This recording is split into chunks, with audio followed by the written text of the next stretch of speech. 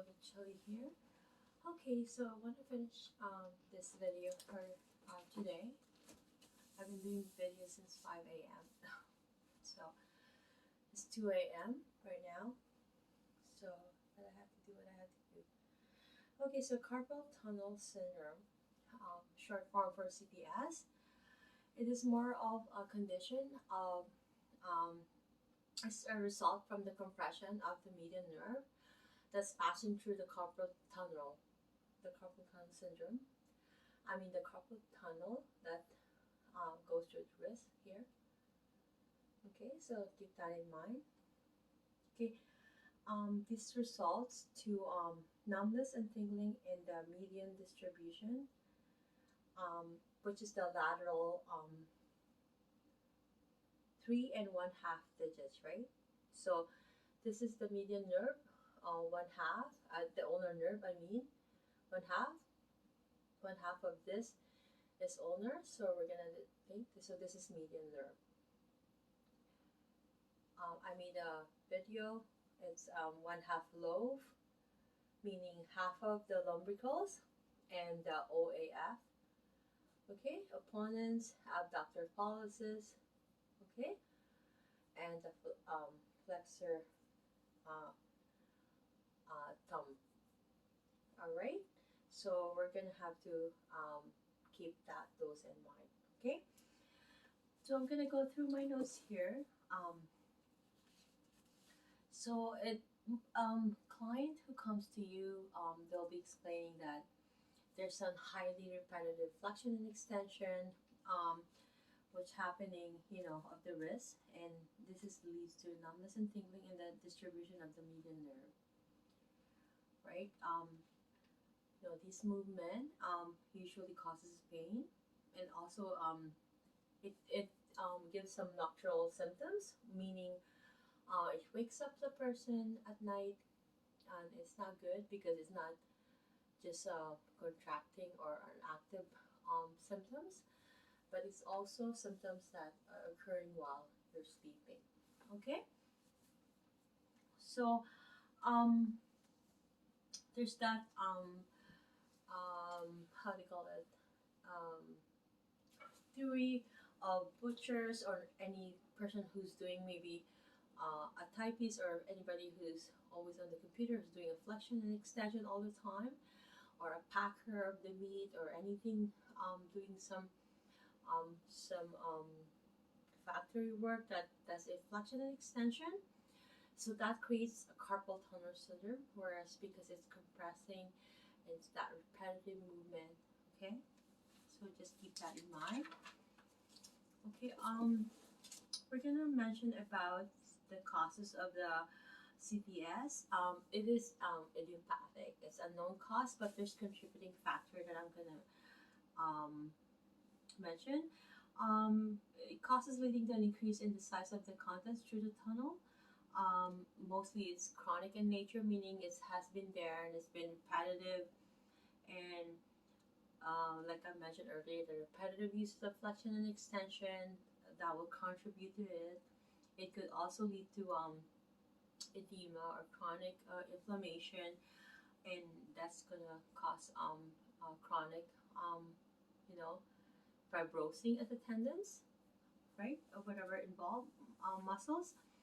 Thickening of the retinaculum due to the scar tissue from repetitive trauma. So there's a retinaculum, flexor retinaculum here. That's gonna be thickening.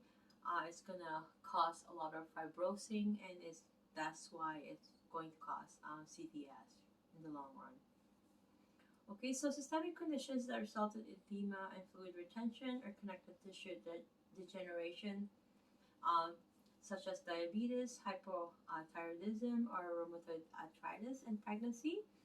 This could lead to the causes that leading to canal space, that are mostly chronic and in nature. Okay, so we're gonna have to keep that in mind. If anything is causing edema, even the bony calluses development. Let's say after a fracture, there's an osteophytes that's happening, a bony callus or a tumor. Let's say a carpal bone or a radial distal radius fracture is also gonna cause some carpal tunnel syndrome. Okay, any space occupying lesions such as ganglia or lipomas or cysts. This will actually cause CDS. Any bone changes that occur with rheumatoid arthritis, like I said, any systemic conditions will actually contribute.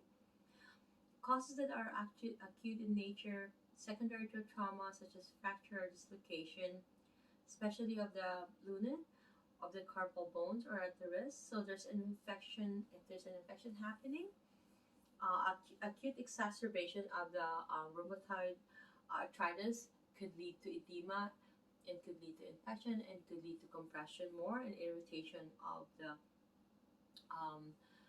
wrist, which is requiring more repetitive activities, and it's going to cause more exacerbation of those conditions that I just mentioned. Okay, hematoma could also occur, which can occasionally occur in people with a hemophilia or those in anticoagulants. Okay, any contributing factors will be vitamin B6 deficiency. It can present in those with CPS. It's unclear if the deficiency is an actual cause. Supplements of vitamin B6, pyridoxine in combination with other conservative treatments such as splints and drugs, and showed a 68% improvement in patient versus only a 14% improvement in a similar group that given vitamin supplements. So massage therapy is proven to be really a good therapy for these kind of clients. Okay, there might be a familial tendency, inherited systemic condition, or a carpal tunnel that is inherited smaller.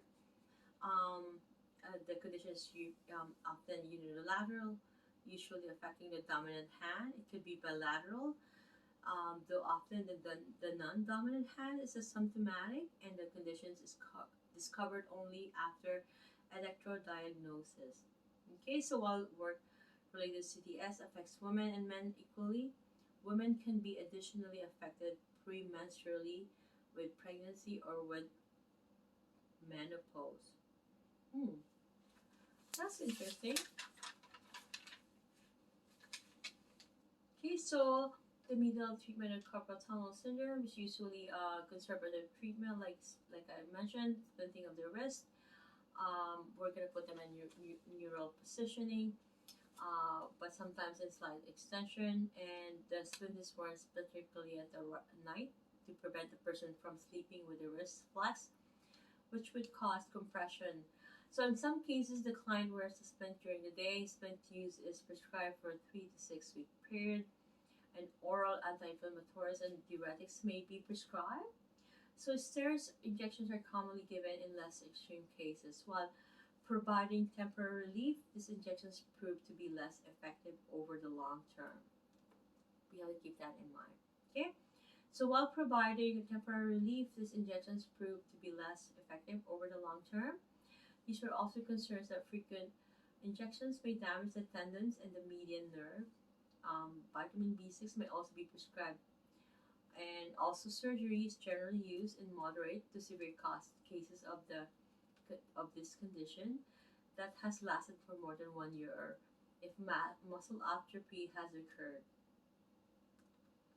Okay, so EMG has to happen before any surgery could happen. Okay, the thing is we don't want to get to that point, so we're gonna have to treat it with massage therapy. Okay, testing will reveal diminished conduction time in the median nerve if CDS is present.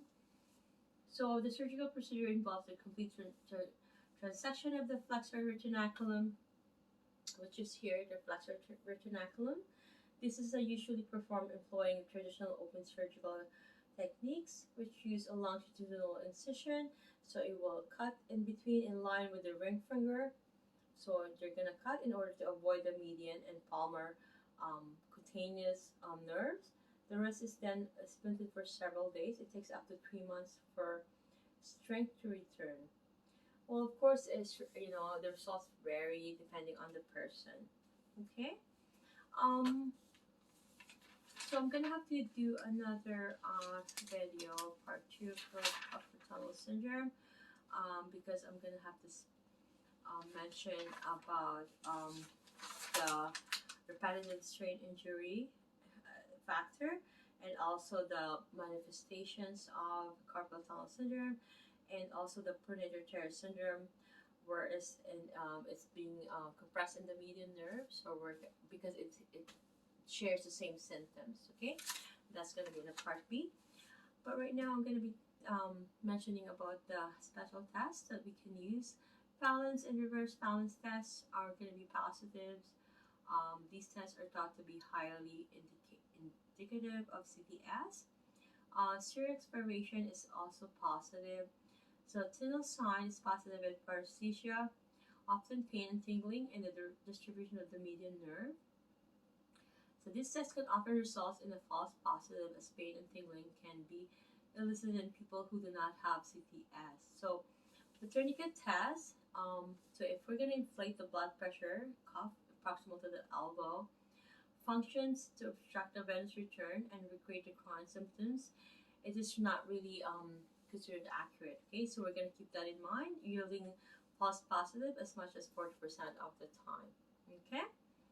Okay, so I'm gonna mention also that this differentiating sources of wrist pain, C6 and C7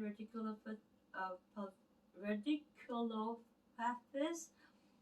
Those are these lesions cause sensory symptoms in the thumb and middle and index fingers, which may radiate along their lateral forearm. Okay, this will distinguish by motor weakness in muscles innervated by C6 biceps brachii or C7 triceps brachii. So DTR are decreased. Pain is experienced in the neck and with neck movement. Pain is relieved with cessation of the neck movements, not by shaking by hand, but there's going to be nocturnal pain is rare at this phase, at this condition. Okay. Sorry. Any thoracic outlet syndrome results in the positive results of some of the following tests. So Addison, travels, variation, costocavalvular, Edens and Wright's hyperadduction and upper limb upper limb tension test, or I'm so tired. This will yield positive, all of them. Okay, for thoracic outlet syndrome. Then therefore you can have to utilize them, but then rule it out and then go to the bottom line, and then hopefully get to the investigative report from the health history, and doing all the assessment on all the ranges of motion as testing together with the special testing and neurological testing. You can be able to come up with which compression is being compressed. Okay.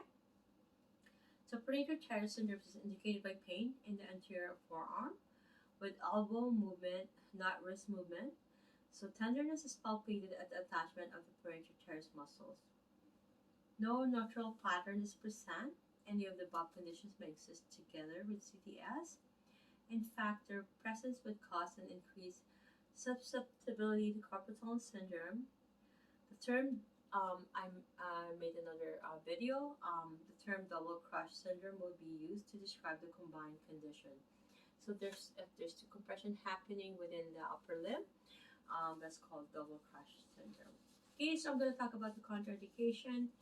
Frictions are not performed if carpal tunnel syndrome is the result of rheumatoid arthritis due to the joint instability. They're also not performed if the client has decreased tissue health due to diabetes, or if edema is present over the adhered area, or if anti-inflammatories are being taken.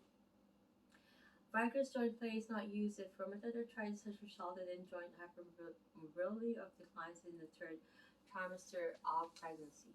Okay, so no local massage is performed until 10 days after a corticosteroid injection. Okay, that's all, folks, for today, and hopefully that you enjoyed studying carpal tunnel syndrome with me. I will have to do another video part B with and it won't take long, and I will see you soon, and this will be the last video for today.